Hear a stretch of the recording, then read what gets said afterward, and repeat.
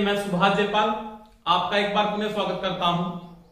दोस्तों, अपने जो इलेक्शन थ्योरी का क्रेज को स्टार्ट किया था, आज अपनी उसकी नेक्स्ट क्लास स्टार्ट करने जा रहे हैं। मैं 2 दिन से आपकी क्लास स्टार्ट नहीं कर पाया था या 2 दिन से आपकी क्लास नहीं ले पाया था, जिसका रीजन ये था कि जहां पे मेरी सब स्टेशन में ड्यूटी है वहां का पावर ट्रांसफार्मर फेल हो गया था। तब वो कारणवश ऑफिस वर्क के कारण मैं आपकी क्लास को अटेंड नहीं कर पाया। आज अपनी नेक्स्ट क्लास स्टार्ट करेंगे। और दोस्तों, मैं बता देता हूं, जो आपके टॉपिक चल रहे हैं पूरे डीपली, वो कंप्लीट सिलेबस मैं यूट्यूब पे कराऊंगा। आपके 1-2 दिनों में मैं रोजाना 2 क्लास अटेंड करूंगा। देखते हैं, साथ में लोग स्टार्ट कर देते हैं। तो सभी बच्चे नियमित क्लास को अटेंड करें। आपकी क्लास का टाइम बढ़ाया जाएगा। अभी टेस्ट सीरीज में जल्दी से मैं आपकी शुरू कर दूंगा अभी। और देखो दोस्तों, आप ऐसे नहीं कि फालतू बातें किसी की पढ़ो या फालतू सुनो। टॉपिक को डीपली पढ़ो, अच्छा कॉन्सेप्ट से पढ़ो। फालतू में तो सुनने के लिए आपको टाइम है। ऐसे नहीं कि आप ये सुन रहे हो, वो सुन रहे हो, ये बातें मत सुनो। अच्छी तरीके से पढ़ो, पूरे कॉन्सेप्ट को कंप्लीट करो। पढ़ाई कोई मजाक का टाइम नहीं है, उसको सीरियस लेके पढ़ो। टॉपिक वाइज कंप्लीट करो। मैंने पूरे टॉपिक वाइज आपको कंप्लीट करवाया, कोई मजाक नहीं बनाई थ्योरी की। आप नियमित क्लास से लगा के देखना। आपके फिर कोई समस्या आ रही है, फिर मेरे को कमेंट करके बताना, सर हमारे ये समस्या आ रही है। तो सारे बच्चे नियमित क्लास को अटेंड करें। कोई समस्या आ रही है तो कमेंट करके बताएं। और मैं जल्दी से आपके लिए ऐप शुरू करने वाला हूं। वो आपको ऐप आपके Telegram group technical coaching class का जो टेलीग्राम ग्रुप है वो सभी ज्वाइन कर लें, वहां पे सूचना मिल जाएगी। और उसके अंदर मैं नियमित आपके लगभग 3-4 घंटे क्लास से लूंगा। उसके अंदर आपकी टेस्ट सीरीज भी शुरू होगी, जिसके अंदर रोजाना टेस्ट होगा। सप्ताह के अंदर 2 मॉक टेस्ट होंगे 100 क्वेश्चनों के। तो उसमें अपनी पूरी डिटेल से थ्योरी पढ़ेंगे। इसमें भी अपनी पूरी डिटेल से यूट्यूब पे भी पढ़ेंगे, वहां पे भी पढ़ेंगे। ठीक है दोस्तों, तो सभी नियमित क्लासों को अटेंड करना शुरू कर लो। जिनका सिलेबस पीछे टॉपिक पढ़े, मैंने आज 83 वीडियो अपलोड कर दिए यूट्यूब के अंदर। आप क्रम से बनाए। कम से कम आप जिन्होंने स्टार्ट नहीं किया वो कम से कम 2-3 क्लास रोजाना अटेंड करें। उसके नोट्स बनाएं, क्वेश्चन करके देखें। फिर कोई समस्या आ रही है तो मेरे को कमेंट करके बताएं, सर हमारे ये समस्या आ रही है। आपको कोई थ्योरी को कोई मजाक में नहीं लेना है, सीरियस होके पढ़ना है और सीरियस मैटर के साथ पढ़ना है। पूरा कॉन्सेप्ट कवर किया है मैंने, और पूरा कॉन्सेप्ट आप भी कवर करोगे। और कोई समस्या आए तो फिर मेरे कमेंट करके बताएं, सर ये हमारी ये समस्या है। आपको दोस्तों सिलेक्शन लेना है तो जी जान लगा के मेहनत करनी है, कोई टाइम वेस्ट नहीं करना। या आपको थ्योरी में मजाक में पढ़ाना शुरू कर दिया, ऐसा सिस्टम मेरे पास नहीं है। मैं पूरे कॉन्सेप्ट को सीरियस होकर पढ़ाता हूं, कोई थ्योरी को मजाक टाइप में नहीं पढ़ाता हूं। बिल्कुल कॉन्सेप्ट से पढ़ेंगे और बिल्कुल सीरियस होकर पढ़ेंगे। हाँ, पढ़ने वाले बच्चे मेरी क्लास को अटेंड करें। ऐसे नहीं कि आप क्लास को अटेंड करें, ये क्या है वो क्या है। तो पढ़ने वाले हैं वो ही क्लास को अटेंड करें, तभी पढ़ाने का मजा आता। सीधी बात ये है मेरे पास। तो ये चीज का ध्यान रख लेना दोस्तों। अपने जो टॉपिक चल रहा था ना, वो पे पढ़ रहे थे डीसी जनितर। क्या पढ़ रहे थे? डीसी जनितर, जिसके अंदर अपने कॉपर लॉस और दक्षता का नेक्स्ट पिछला वीडियो पढ़ा था। आज अपने पढ़ने जा रहे हैं, वो पढ़ेंगे डीसी जनितर का समांतर प्रचालन। डीसी जनितर का समांतर प्रचालन, यानी डीसी जनितर को समांतर में चलाना। समझ में आ गई दोस्तों मेरी बात? समांतर प्रचालन का मतलब सिंक्रोनाइजिंग कर दिया आपने। चलाना है, दोनों को समांतर में क्यों चलाते हैं, क्यों आवश्यकता पड़ती है। पहली बात तो मैं यहां पे नोट करता हूं कि आपको समांतर प्रचालन की आवश्यकता क्यों है। समझ में आ गई मेरी बात? आपको समांतर प्रचालन की नेसेसरी, क्या क्या नेसेसरी चाहिए आपको समांतर प्रचालन के लिए, और आपको समांतर प्रचालन की आवश्यकता क्यों पड़ती है, इसके रीजन की मैं क्या करूंगा, बात करूंगा कि आपको समांतर प्रचालन की आवश्यकता क्यों पड़े। समझ में आ गई दोस्तों मेरी बात? तो वही बात है कि सबसे पहले आपको समांतर प्रचालन की आपको आवश्यकता क्यों पड़ती है। इसमें आवश्यकता के अंदर आप अगर नोट करते हो बात को कि समांतर प्रचालन की आवश्यकता क्यों है, क्या बात करेंगे, आवश्यकता। क्यों नेसेसरी की आवश्यकता पड़ती है, समझ में आ गई मेरी बात। तो पहली बात है, सबसे पहले मैं अगर बात करता हूं कि समांतर पर चलने की, पहली अगर बात करूं, आपको ट्रांसफार्मर की क्षमता बढ़ानी पड़ सकती है। जैसे मैं अगर सिंपल बात करता हूं, आज आपके पास ट्रांसफार्मर की क्षमता या ट्रांसफार्मर की शक्ति निर्धारण किसमें लिया जाता, सॉरी ट्रांसफार्मर का नहीं, डीसी जनरेटर का, डीसी जनरेटर का की क्षमता पूछ सकता है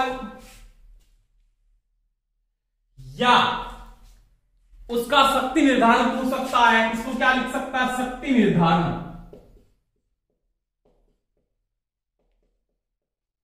किसमें किया जाता है, तो वो दोस्तों या तो होता वाट में, छोटी इकाई में तो क्या होता वाट हो सकता है, बड़ी इकाई में किलोवाट, नॉर्मली किलोवाट में आता है, उससे बड़ी इकाई पूछे तो वो दे सकता है अपने को, मेगावाट भी दे सकता है। क्या दे सकता है, मेगावाट। तो पहली बात तो यहां पे कि मेरे को क्षमता बढ़ानी है, मेरे को इसकी पावर कैपेसिटी बढ़ानी पड़ेगी। क्यों, क्योंकि पहले जो लोड था, आज से 5 साल लोड क्या थे, कम थे, क्योंकि सारा का सारा जो सिस्टम चल रहा था ना, उसमें आजकल अपने क्या कर रहे हैं, समय की सुख सुविधाएं बढ़ा रहे, तो लोड क्या हो रहा, सारा का सारा सिस्टम लाइट पे चलने हो गया, कपड़े धोने वाली मशीनें आ गई, ऑटोमेटिक सारा सिस्टम आ गया। आपका दिनों दिन क्या हो रहा है, लोड बढ़ रहा है।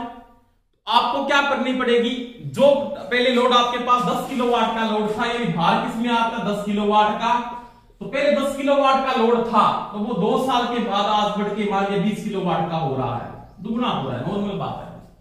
उससे भी ज्यादा हो रहा है, उससे कम हो सकता थोड़ा बहुत। तो क्या 10 किलोवाट का जनरेटर 20 किलोवाट के लोड को उठा सकता है, नहीं उठा सकता। उठा सकता है क्या, नहीं उठा सकता। आप अगर मैं कहता हूं 50 किलोवाट को उठा लो, उसके उठाने वाले को अगर 1 कुंटल को उठा लेगा क्या, नहीं उठा सकता। तो वही बात है, पहले मैं क्या करूंगा कि जो शक्ति की क्षमता उसको बढ़ाने के लिए, आपकी पावर कैपेसिटी को इंक्रीज करने के लिए, उसको इंप्रूव करने के लिए, यानी शक्ति क्षमता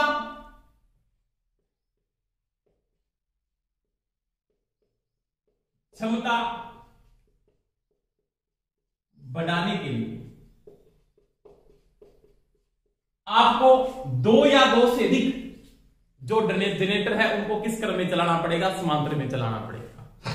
नॉर्मल सी बात है, जो सारा सिस्टम आपका चलता है वो लगभग पैरेलल में चलता है, चाहे वो अल्टरनेटर चलते हैं, वो चाहे ट्रांसफार्मर चलते हैं, चाहे आपके पास क्या चलते हैं, डीसी के जनरेटर चलते हैं, क्योंकि वोल्टेज का मान आपको पता समान रहता है। आपको जब लोड को मेंटेन करना है, तो आपका जो पैरेलल ऑपरेशन होता है वो समांतर क्रम में सभी जनरेटरों को जोड़ा जाता है। तो वहां पे सबसे पहले मैं क्या बात करूंगा कि शक्ति क्षमता बढ़ाने के लिए आपको समांतर में चलाने की क्या पड़ेगी, आवश्यकता पड़ेगी। क्यों, क्योंकि पहले मेरे पास 10 किलोवाट का लोड था, कुछ दिनों के बाद आपका लोड बढ़ गया, मान लीजिए 20 किलोवाट का लोड हो गया। ऐसे तो है नहीं कि वहां पे 10 किलोवाट वाले जनरेटर को हटा दो, आप 20 किलोवाट वाला ले आओ, ऐसा नहीं होता।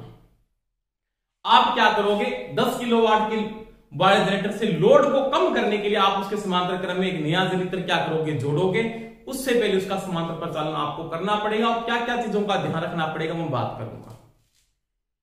समझ में आ गई दोस्तों मेरी बात। यानी पहले तो क्या करेंगे, पावर कैपेसिटी है उसको इंप्रूव करना, आपको जो आपकी पावर कैपेसिटी है उसको बढ़ाने के लिए आप क्या करोगे, इसमें समांतर प्रचालन की क्या पड़ती है, आवश्यकता पड़ती है। दूसरी बात अगर मैं यहां पे करता हूं, तो आपका जो डीसी का जनरेटर है वो क्या करे, संपूर्ण दक्षता पर कार्य करे। संपूर्ण दक्षता पे तभी कार्य करेगा जब उस पे ऊपर लोड का मान क्या हो, सही हो, उस पे लोड क्या हो, लेवल हो। जब उसके ऊपर लोड सही चलता है तो वो क्या करता है, उसमें संपूर्ण दक्षता पर कार्य करता है। जब वो ओवरलोड कंडीशन में जाएगा, अगर वो अति भार की कंडीशन में जाएगा तो उसमें वो संपूर्ण दक्षता पे कार्य नहीं करेगा। ओवरलोडिंग पे जाते आपको पता उसमें लॉस बढ़ जाएंगे। सबसे पहले कौन सा बढ़ेगा, कॉपर लॉस बढ़ेगा। कॉपर लॉस से ओवर हीटिंग होगी, उसके कारण आपका क्या होता है, डीसी का जनरेटर जल भी सकता है। समझ में आ गई दोस्तों मेरी बात। तो तो पहली बात है संपूर्ण दक्षता पर कार्य करे। आपका लोड है सही रूप से अगर चलता है तो आपका डीसी का जनरेटर होगा वो संपूर्ण दक्षता पे दोस्तों क्या करेगा, कार्य करेगा। तो 2 नंबर अपने को बात यहां पे ध्यान रखनी है कि वो अपना आपका जो डीसी का जनरेटर है वो क्या करें, यहाँ पे संपूर्ण दक्षता पर क्या करना चाहिए, कार्य करना चाहिए। और संपूर्ण दक्षता पे कार्य वो तभी करेगा जब क्या करेंगे अपने, जब आप उसके ऊपर लोड ओवरलोडिंग नहीं डाले, यानी आपका लोड होना चाहिए वो ओवरलोडिंग नहीं होना चाहिए। उसके बाद अगर मैं तीसरी बात करता हूं इसके बाद, तो क्या हो सकता है, मेंटेनेंस, देख रेख। देख रेख के समय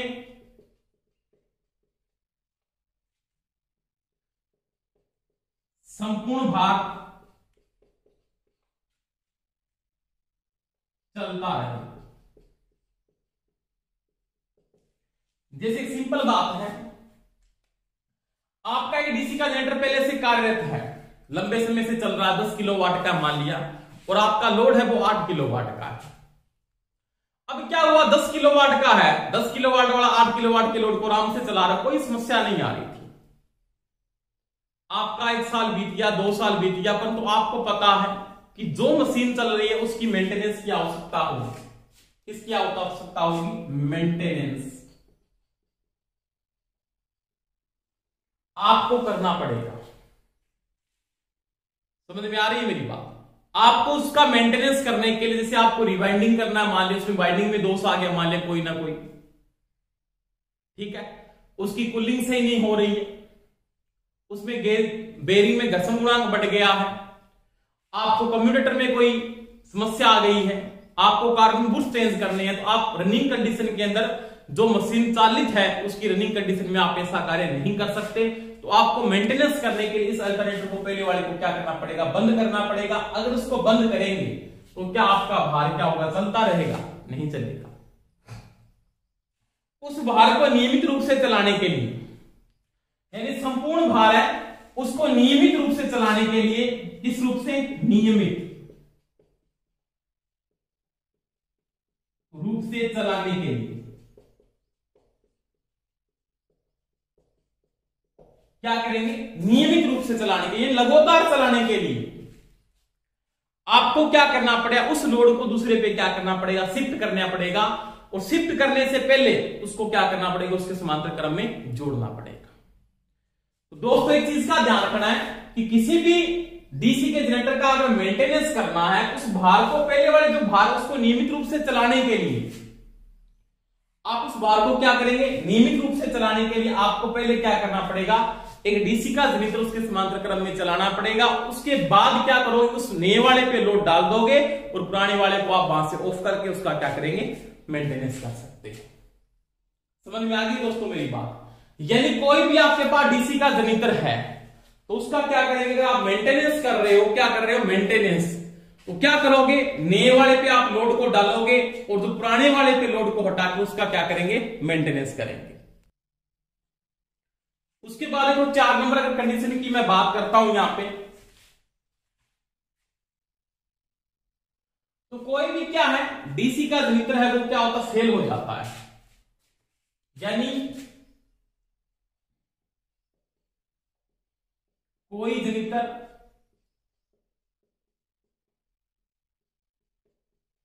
क्या हो जाता है, दोषित यानी फेल हो जाता है। समझ में आ गई मेरी बात? अगर कोई डीसी जनरेटर अगर आपका फेल हो गया, जैसे मैं अभी बात कर रहा था, 2 दिन पहले मैं क्लास इसलिए ले पाया था कि हमारे का जो पावर का ट्रांसफार्मर था ना, यहां पे एक ही था ग्रिड के अंदर, तो वो क्या हुआ, फेल हो गया। अगर पावर ट्रांसफार्मर फेल हो गया तो अब उस लोड को कैसे मेंटेन करें? तो यहां पे ऐसे तो है नहीं कि आपने पावर ट्रांसफार्मर यहां पे वो रखा है, सब सिस्टम था नहीं, तो क्या हुआ कि जो आपके पास जो नजदीक का जीस पड़ता है, नजदीक का जो ग्रिड है, उससे आपने क्या की, सप्लाई को जोड़ा, उसका लोड अपने उस पर डाला है, तो उसको मेंटेन किया। वो ओवरलोड नहीं था, अगर वो पहले से ओवरलोड होता तो मैं उस पर नहीं डाल सकता था। ये सिस्टम होता है। तो वही बात है कि कोई भी जनरेटर आपका दोषित यानी फेल हो जाता है, उस समय भार को सुचारू रूप से चलाने के लिए, सुचारू रूप से चलाने के लिए समांतर प्रचालन की क्या पड़ेगी, आवश्यकता पड़ेगी। समझ में आ गई दोस्तों मेरी बात। तो ये चार आपके पास क्या आवश्यक है, यानी क्या क्या आवश्यकता पड़ सकती है शक्ति क्षमता बढ़ाने के लिए।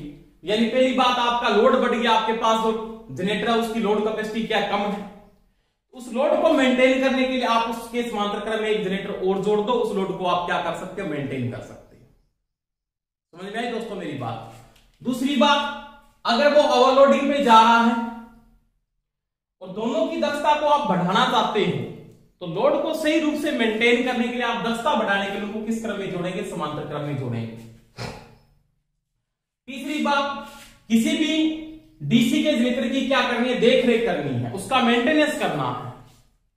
उस समय भार को आपको नियमित चलाना पड़ेगा। ऐसे तो है नहीं कि आपने क्या कर दिया, भार को बंद कर दिया और आप उसका मेंटेनेंस करने लगे, 3-4 दिन मेंटेनेंस क्या सप्लाई आपकी ऑफ रही, ऐसा सिस्टम नहीं हो सकता। उसके भार को नियमित रूप से चलाने के लिए आप क्या करोगे, उसके साथ एक समांतर क्रम में क्या करोगे, डीसी का जनरेटर जोड़ दोगे, उसके ऊपर लोड डाल दोगे और इसका मेंटेनेंस करना है, उसका लोड यहां से हटा देंगे।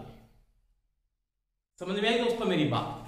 तीसरी देखो, यानी कोई भी डीसी जनरेटर 2 स्थिति यानी वो फेल हो गया, फेल का मतलब उसमें कोई फॉल्ट आया ऐसा, चाहे वो शॉर्ट सर्किट हो गया, जैसे मैंने बोला कि जिस जो ग्रिड का था उसमें क्या हुआ, वो फेल हुआ, उसकी एसटी साइड की वो क्या हुई, शॉर्ट हो गई, तो वो वाइंड चलते चलते कोई मशीन है वो खराब हो जाती है। मनुष्य वो भी एक मशीनरी है, उसमें भी बीमारी लग जाती है। अपने बीमार हो गए तो अपने क्या काम कर सकते हैं, वर्क कर सकता हूं, नहीं कर सकता। उसको इंप्रूव करने के लिए अपने को क्या चाहिए, अपने काम करते करते तो सही होंगे, अपने को रेस्ट चाहिए ना। आप काम नहीं कर सकते अगर आपकी तबीयत सही नहीं है, तो आपका जो वर्क है वो अन्य पे थोप दिया जाएगा या अन्य व्यक्ति उस वर्क को उठाने वाला होना चाहिए। तो वही बात है यहाँ पे, उसमें अगर दोष आ गया तो उस समय इस लोड को या भार को सुचारू रूप से चलाने के लिए अपने को इसके समांतर प्रचालन की क्या पड़ेगी दोस्तों, आवश्यकता पड़ेगी। तो ये 4 आवश्यकता पड़ सकती है, तो इन कंडीशनों के अंदर आपको समांतर प्रचालन की आवश्यकता पड़ती है। अब देखो समांतर प्रचालन की शर्तें क्या है, वो देखो। पहले आवश्यकता तो ये थी, शर्तें क्या है, समांतर प्रचालन के लिए आवश्यक शर्तें क्या है, कि वो शर्तें अगर आप पूरी करते हो ना तो समांतर में चला सकते हो, नहीं तो आप समांतर क्रम में चला नहीं सकते। तो यहां पे मैं लिख सकता हूं समांतर प्रचालन की आवश्यक शर्तें। चीजें लगा दो दोस्तों और आप नोट्स भी बना दो। कोई समस्या आए तो मेरे को कमेंट करके बताएं, सर हमारे ये समस्या, कोई समस्या नहीं आने दूंगा मैं आपको, ये चीज का ध्यान रखना। आवश्यक शर्तें क्या क्या हैं वो देखनी है अपने, यानी समांतर प्रचालन के लिए क्या क्या शर्तों की आपको क्या होगी, आवश्यकता होगी, मैं उसकी बात करता हूं। सबसे पहले समांतर प्रचालन में ध्रुवता क्या होनी चाहिए, समान। समांतर प्रचालन में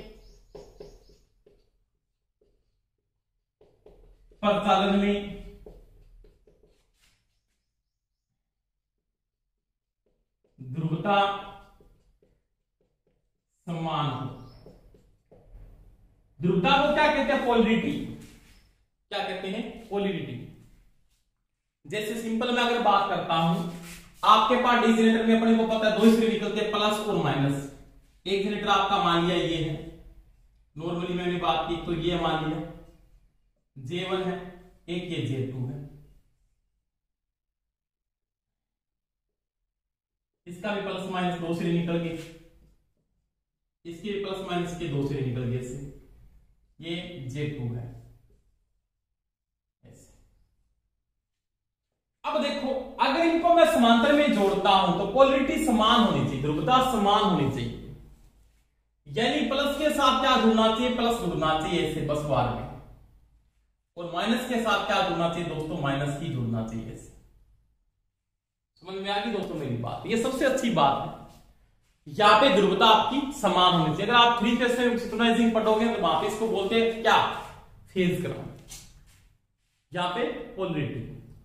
फेज क्रम और पोलरिटी में डिफरेंस होता है। फेज क्रम एसी में आता, फेज एसी में होता है। फेज क्या है?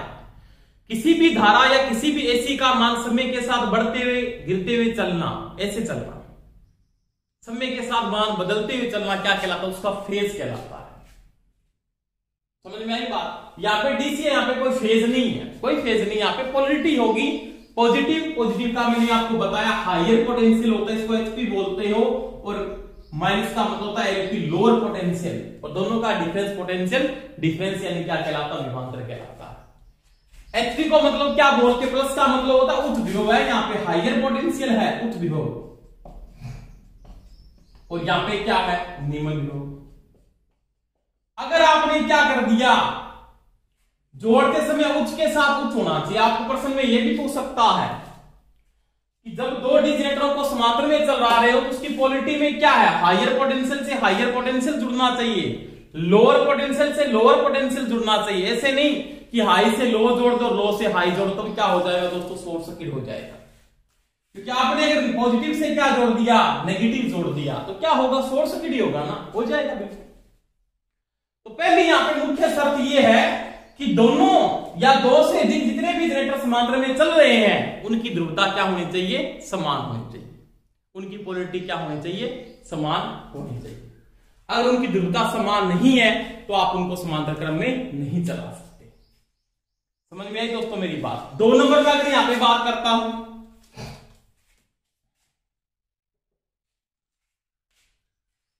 तो आउटपुट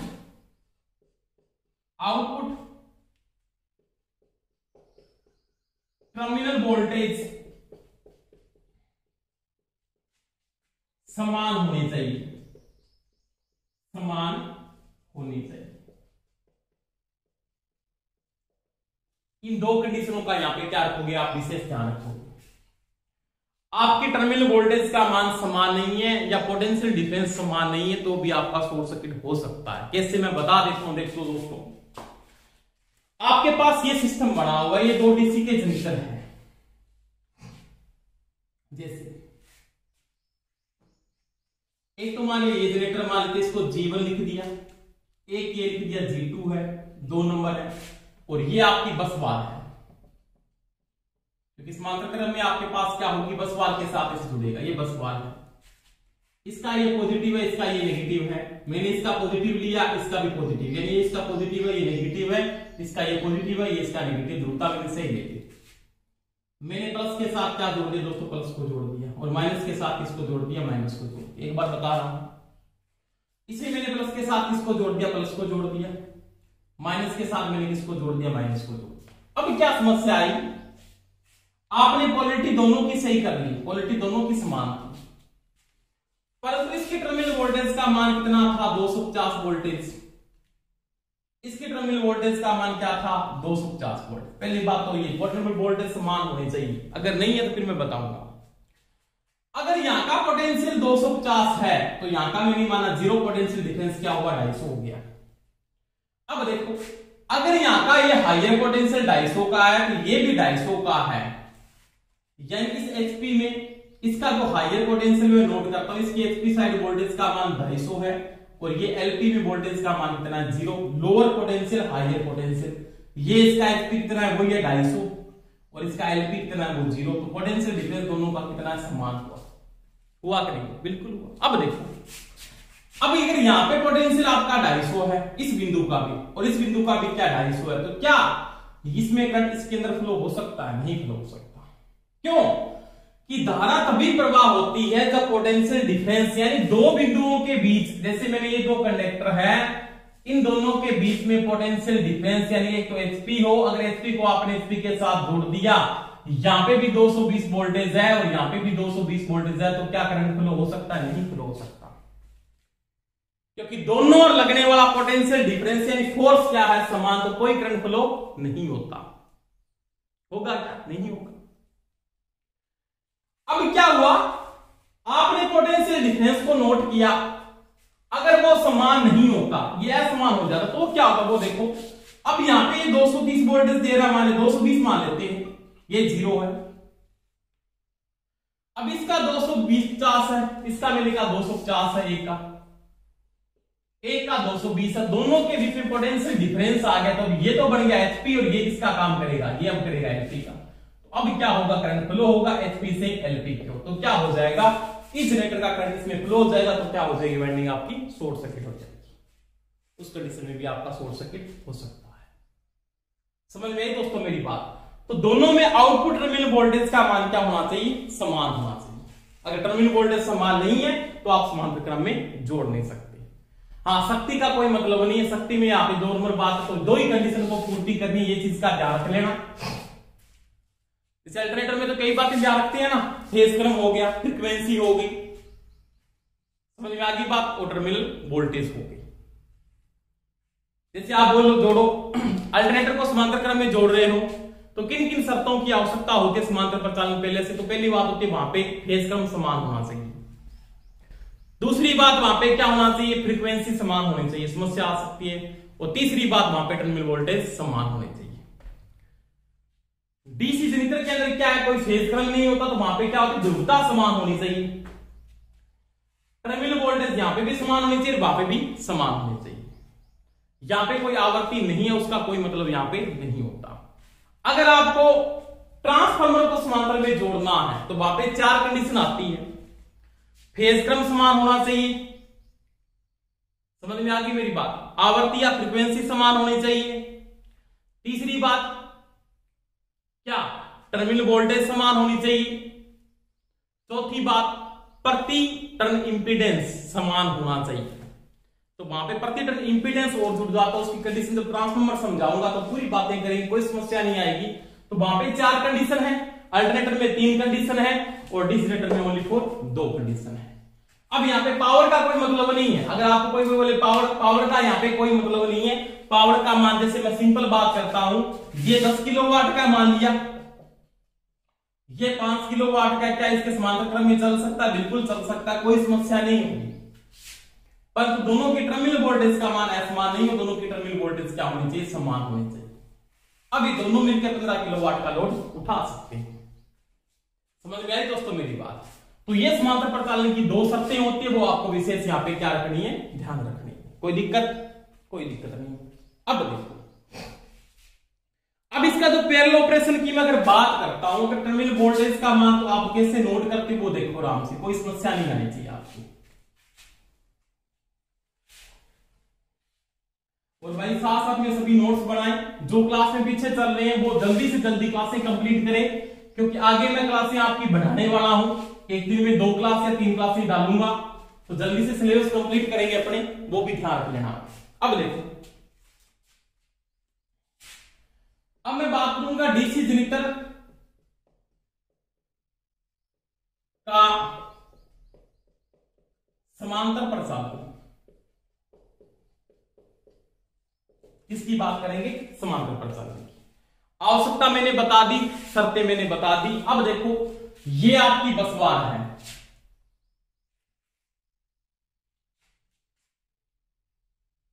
क्या है दोस्तों, बस बार।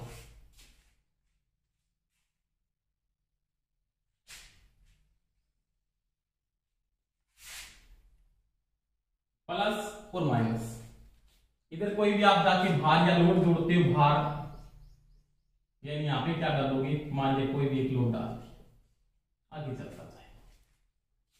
अभी बस बार में क्या सिस्टम है, 2 चीजें ध्यान रखनी है अपने को। एक तो ये है,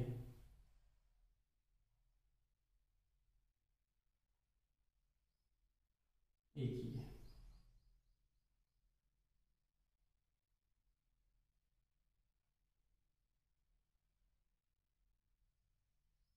ठीक है, इसके साथ आप फ्यूज भी लगा सकते, जैसे आपने यहां पे फ्यूज लगा दिया इसे।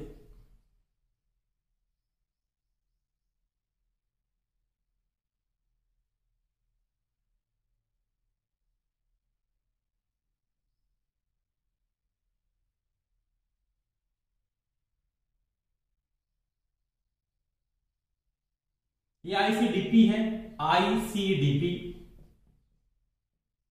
आयन कवर डबल कोर, लोहा कवची 2 ध्रुवीय स्विच, हिंदी में फुल फॉर्म होती है। ये आपके फ्यूज हैं, जिनको अग्नितर क्या कहा जाता है, हिंदी में अग्नितर कहते हैं, ये आपको पता है। अब देखो यहां पे एक मेरा डीसी का जनितर है,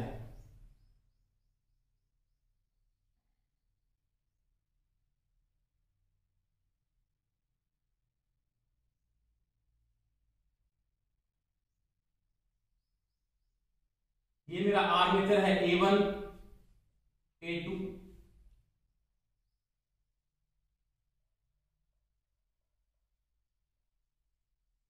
तो ये मेरी फील्ड की यहां पे क्या है, वाइंडिंग है कोई भी, मान लीजिए F1 F2, और यहां पे लगा दिया मैंने रियोस्टेट, और ये कनेक्शन मैंने इसके साथ ऐसे जोड़ दिया, ये आपका आर्मेचर है। ठीक है, अब देखो धारा को मापने के लिए मैंने यहां पे एक लगा दिया एम्पीयर मीटर, और यहां पे मैंने एक लगा दिया मान लिया वोल्टमीटर। ठीक है जी, अब ये जो मशीन है ना पहले से चल रही है, मैं फैन को थोड़ा चेक करता हूं, देखो एक बार थोड़ी सी समस्या है।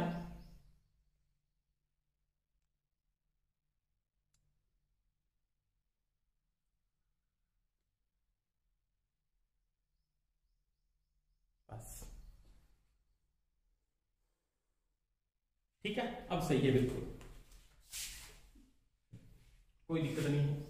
ये लाइन थोड़ा सा सही कर लेते हैं।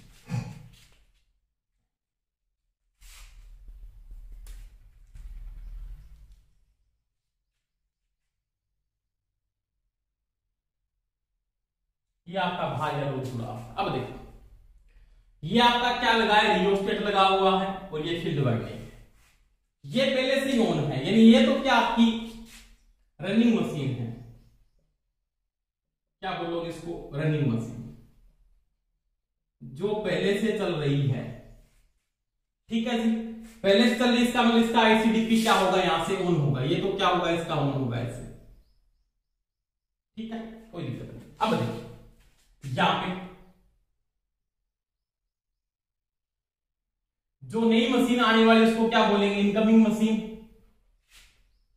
इसका आईसीडीपी पहले क्या रखोगे, आप वो रखोगे, सबसे पहले क्वालिटी की जांच कर लिया आपने, कर लोगे, आपको समस्या नहीं। आप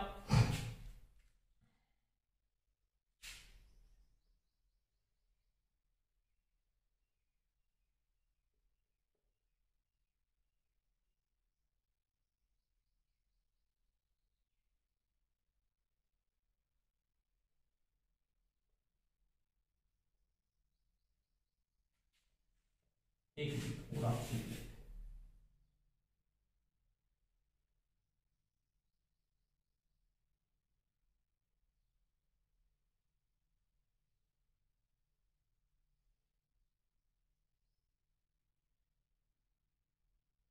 ठीक है। अब देखो इसके साथ भी मैंने यहां पे क्या लगा दी, वोल्टमीटर को जोड़ दिया, यहां पे मैंने एक एम्पीयर मीटर को लगा लिया, मान लिया सेम कंडीशन में लगा लेते हैं। वही बात है, यहां पे इसकी आर्मेचर वाइंडिंग है,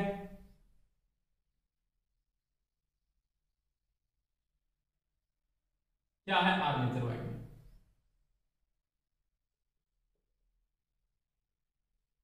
और ये इसकी क्या है, फील्ड वाइंडिंग।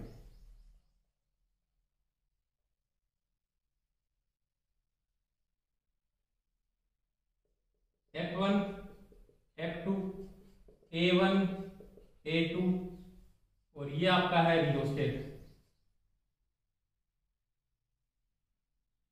और यहां पे मान लिया आपने एम्पीयर मीटर लगा लिया, कोई समस्या नहीं, इस चीज में लगता है एम्पीयर मीटर, पहले में क्या लगता है, वोल्ट। अब देखो ये जो मशीन है ना आपकी इधर वाली, वो कौन सी आपकी, वो है इनकमिंग मशीन, ए नहीं आने वाली, ये आपकी क्या है, इनकमिंग है। ये वही इसका आईसी डीपी फ्यूज, और ये है आपकी इनकमिंग मशीन, इनकमिंग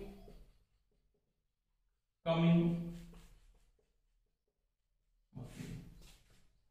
ठीक है, अब देखो ये पहले से ही काम कर रहा, आपने ध्रुवता परीक्षण कर लिया। वोल्टमीटर क्यों लगाया है, तो वोल्टमीटर आपने लगाया वोल्टमीटर वोल्टेज देखने के लिए, दोनों की टर्मिनल वोल्टेज को क्या करना, समान करना है। ठीक है, अब देखो ये मान लिया इसका जो लोड है ये 250 वोल्ट पर कार्य करता है, ये काम कर रहा है आराम से, एम्पीयर क्या दिखाएगा, लोड करंट को दिखाएगा, कितना लोड करंट यहाँ पे चल रहा है। इसका आईसीडीपी पहले क्या ऑफ है, क्या ऑफ है। जैसे आप दोनों ने चलाया, इसके टर्मिनल वोल्टेज का मान 250 था, पॉजिटिव के साथ पॉजिटिव जोड़ दिया, नेगेटिव के साथ आपने नेगेटिव दिया, आपने पोलैरिटी भी क्या यहाँ पे टेस्ट कर दी। अब क्या हुआ, अब यहाँ की जो वोल्टेज है ना, मैंने यहाँ पे वोल्टमीटर में नोट किया, इसकी जो टर्मिनल वोल्टेज ये दिखा रहा है, ये 220 वोल्टेज दिखा रहा है, मान लीजिए क्या दिखा रहा है, 220, और ये इसका पॉजिटिव है और ये इसका नेगेटिव है, और ये इसका पॉजिटिव है और ये इसका नेगेटिव है। पोलैरिटी बिल्कुल सही है पहले से, आपने टेस्ट करनी, मान ली। अब क्या हुआ, वहां पे 220 है, यहां पे कितनी है, 250 है। ये वोल्टमीटर मेरे को 250 बता रहा है, तो टर्मिनल वोल्टेज का मान क्या, एस मान है। तो टर्मिनल वोल्टेज की क्या करनी पड़ेगी, बढ़ानी पड़ेगी आपको। लोड भी 250 वोल्टेज बड़ा काम कर रहा है। इसकी टर्मिनल वोल्टेज बढ़ाने के लिए क्या करें, क्या करोगे आप, या तो आप गति को बढ़ा के वोल्टेज को बढ़ा सकते हो, क्योंकि यहाँ पे फ्रीक्वेंसी में कोई समस्या नहीं आती, क्योंकि भी बराबर आपने पढ़ा दोस्तों फाई ZNP बटा 60 है। और मैंने आपको बात बताई थी वहीं पे, क्या रनिंग अवस्था के अंदर ये दो चीजें बदल सकती है, पोल और समांतर पथ और चालकों की संख्या नहीं बदल सकती। आप या तो गति को बढ़ाओ या फ्लक्स में चेंजिंग करो। समझ में आई दोस्तों मेरी बात, गति बढ़ाकर, अगर ये नियमित गति पे है तो फिर आप गति भी नहीं बढ़ा सकते, ये अपनी निर्धारित गति पे चल रहा है, फिर भी टर्मिनल वोल्टेज का मान 220 आ रहा, 250 आने से, तब आप क्या करोगे, इस रियोस्टेट का मान क्या करोगे, कम करोगे। जब आप रियोस्टेट का मान कम करोगे तो यहाँ पे धारा होगी, आने वाला जो करंट है वो क्या होगा, बढ़ेगा, यानी तो ये फील्ड का जो करंट है ना, IF बढ़ेगा। अगर आप रियोस्टेट का मान क्या करते हो, जो रियोस्टेट है इसका मान डिक्रीज करते हो, तो क्या होगा दोस्तों, IF का मान बढ़ेगा, फील्ड का फ्लक्स बढ़ेगा, क्योंकि R कम होने पे धारा बढ़ती है, और फील्ड का फ्लक्स समानुपाती होता है किसके, फील्ड की धारा के। फील्ड का फ्लक्स भी क्या होगा, बढ़ेगा, और फील्ड का फ्लक्स जब बढ़ेगा तो EB समानुपाती दोस्तों क्या होगा, फाई होता है। तो फ्लक्स बढ़ने से EB का मान भी क्या होगा, बढ़ेगा, और जब EB बढ़ेगा तो टर्मिनल वोल्टेज भी क्या होगी, बढ़ेगी। अब इसका पठान जब 250 हो गया मान लिया, तो मैं इसके समांतर क्रम में इसको जोड़ सकता हूं, कोई समस्या नहीं। तब आप आईसीडीपी को क्या कर दोगे, ऑन कर दोगे, इसके ऊपर भी धीरे लोड डालना क्या कर दोगे, आप स्टार्ट कर दोगे। क्योंकि जब लोड डालते हो तो टर्मिनल वोल्टेज गिरती है, तो आप उत्तेजन धारा, एक्साइटेशन करंट है वो क्या करें, बढ़ाएंगे, इसके द्वारा, रियोस्टेट के द्वारा कम या अधिक करके। अब क्या मैंने नोट किया स्टार्टिंग के, मान लिया इसने 250 से ज्यादा वोल्टेज बढ़ा दी, ये 300 वोल्टेज बढ़ा रहा है, गति इसकी निर्धारित है, कोई समस्या नहीं, नॉर्मल गति पे अपनी चल रहा है, और वोल्टेज का मान कितना आ रहा है, 300 वोल्टेज आ रहा है। कितना आ रहा है, ये 300 वोल्टेज पैदा कर रहा है। अब क्या हुआ दोस्तों, देखो, अगर ये 300 वोल्टेज पैदा कर रहा है तो क्या 250 वाला 300 के साथ जुड़ सकता है, बिल्कुल नहीं जुड़ सकता। क्या जुड़ सकता है, नहीं जुड़ सकता। तो क्या करेंगे, गति तो आप निर्धारित गति पे घुमा रहे, तो आप क्या करो, रियोस्टेट का मान क्या कर दो, बढ़ा दो, इस रियोस्टेट का मान इंक्रीज करो, ये बढ़ेगा तो IF का मान क्या होगा, कम हो जाएगा। IF कम होगा तो फाइफ भी क्या होगा, कम होगा, फाइफ कम होगा तो EB का मान गिरेगा, EB का मान कम होने से BL का मान गिर जाता है। वापस मैं इसको क्या कर लेता हूं, 200 कर लेता हूं, 250 सॉरी। अब बाद में क्या करूंगा, ICDP को ऑन कर देता हूं, ये इसके समांतर क्रम में जुड़ जाता है। तो ये दोस्तों इसका क्या है, पैरेलल ऑपरेशन है। इसमें दो चीजों का विशेष ध्यान रखना, दो शर्तें हैं, एक तो पोलैरिटी समान होनी चाहिए, प्लस के साथ प्लस, माइनस के साथ माइनस होना चाहिए, और टर्मिनल वोल्टेज का मान 250, इसकी भी 250, इसकी 300, इसकी भी 300। कम ज्यादा करने के लिए आप फिट में जो रियोस्टेट लगा रखा है उसका मान कम ज्यादा कर सकते हो, या उसकी निर्धारित गति है या नहीं है वो आप टेस्ट कर सकते हो। क्योंकि मैंने बोला था EB को बदलने के लिए रनिंग अवस्था में फ्लक्स और गति दोनों में ध्यान देखा जाता है, ZP और A पे कोई ध्यान नहीं दिया जाता, क्योंकि रनिंग अवस्था में ये चीजें चेंज नहीं हो सकती, ये वाली चीज। समझ में आई दोस्तों मेरी बात। तो ये इसका समांतर प्रचालन है, उसके द्वारा आप इनको समांतर क्रम में डाल के लोड को मेंटेन कर सकते हो। अब क्या हुआ, अगर ये 5 किलोवाट का आपने लगाया, ये भी 5 किलोवाट का हो गया, अब आपकी पावर कितनी होगी बस वाट की, वो 10 किलोवाट हो जाएगी। क्योंकि समांतर में पावर क्या होती है, इंक्रीज होती है, बढ़ती है। सीरीज में पावर क्या होती है, कम हो जाती है। ये पढ़ा आपने।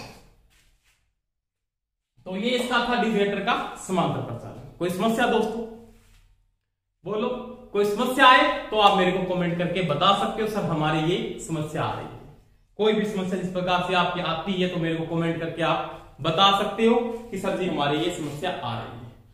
दूसरी बात, अपने को टाइम खराब नहीं करना, व्यर्थ जो अन्यथा बातें उन पे ध्यान नहीं देना है। मैं पढ़ाने पे यहाँ पे कुछ और ही बोल रहा हूँ, ये हो गया, वो हो गया, ऐसे चल रहा है, वो इधर चला गया, ये फालतू बातें नहीं समझनी। कॉन्सेप्ट को समझना है, पढ़ना है अपने को, मजे नहीं लेने जिंदगी, पढ़ना है। पढ़ने के बाद जॉब लगो, उसके बाद कुछ भी करना, वो आपकी मर्जी है। आपको सक्सेस होना है दोस्तों, और कॉन्सेप्ट को कवर करना है। ऐसे नहीं उदाहरणों के साथ ये वो वैसी बातें नहीं करनी, पढ़ना है अपने को, ठीक है ना। ये लाइफ में ये जो मौके हैं ना, ये बार बार नहीं मिलते। आप कॉन्सेप्ट को कवर करो, इसके क्या है यार, आप पूरा डिटेल कवर करो। मजे तब आएंगे जब आप क्या करें, इसको समझ रहे हो, तब अपने आप मजे आने शुरू हो जाएंगे। आपको मेरे को कोई उदाहरण देने की जरूरत नहीं पड़ेगी। जब आप कॉन्सेप्ट समझोगे तो समझ में आ गई मेरी बात। और एक दिन ध्यान रख लेना, ऑप्शन टाइप पढ़ने से कोई फायदा नहीं है। अगर आपका कॉन्सेप्ट कवर नहीं है तो आप ऑप्शन टाइप में कभी कामयाब नहीं होंगे। आप पहले कॉन्सेप्ट को कवर करो, फिर ऑप्शन टाइप बुकों को कवर करो। ये चीज का ध्यान रख लेना। आप बेस को कवर करो, बेस आपका कवर है तो फिर कोई भी ऑप्शन टाइप आती है फिर आप कवर करोगे। यूट्यूब पे क्रेज बढ़ रखा है ऑप्शन टाइप, बाद यहां इतने कर दिए क्वेश्चन से कुछ नहीं। आप कॉन्सेप्ट को पहले कवर करो, फिर बात करेंगे ऑप्शन टाइप की, ठीक है दोस्तों। तो ये था आपका डिजोनेटर का समांतर प्रचालन। कोई समस्या आ रही है तो मेरे को कमेंट करके बताएं, ठीक है। इतने तक बेस्ट ऑफ लक, जय हिंद। फुल तैयारी करो, जी जान लगा। ओके, धन्यवाद।